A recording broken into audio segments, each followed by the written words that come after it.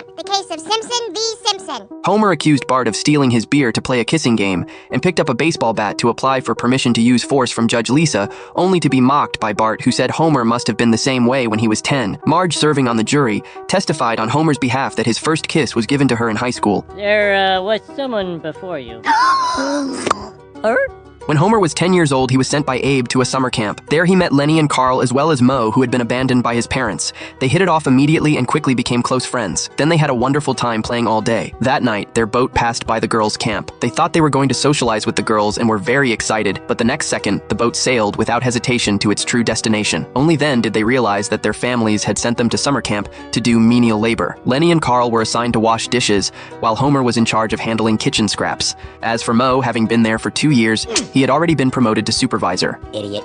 Oh no! My retainer! The girl reached out her hand, searching for it, unaware that it had fallen into Homer's hands. Homer kindly returned her retainer to her, and as expected, received her sincere thanks. They began talking through the curtain. Homer told her straightforwardly that she had brought color to his otherwise dull life of menial work, because here he could talk to her. The girl was touched by his sweet words and agreed to meet him. Homer's friends were all excited for him and offered him suggestions one after another. They dressed him up in the hottest pirate style of the time, and even found Captain to ferry him across the river so he could make a dazzling entrance. She was the prettiest girl I'd ever seen.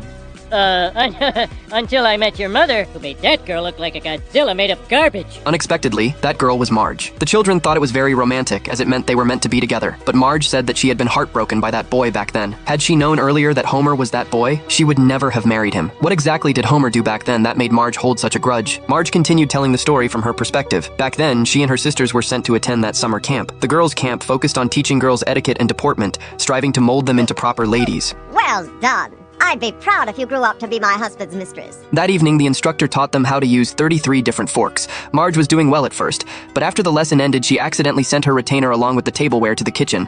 Fortunately, a boy inside returned it to her. Marge was grateful to him and asked for his name. The other girls were certain his name was something low rent, either Bob or Homer. Their teasing voices reached Homer's ears. I'm Elvis.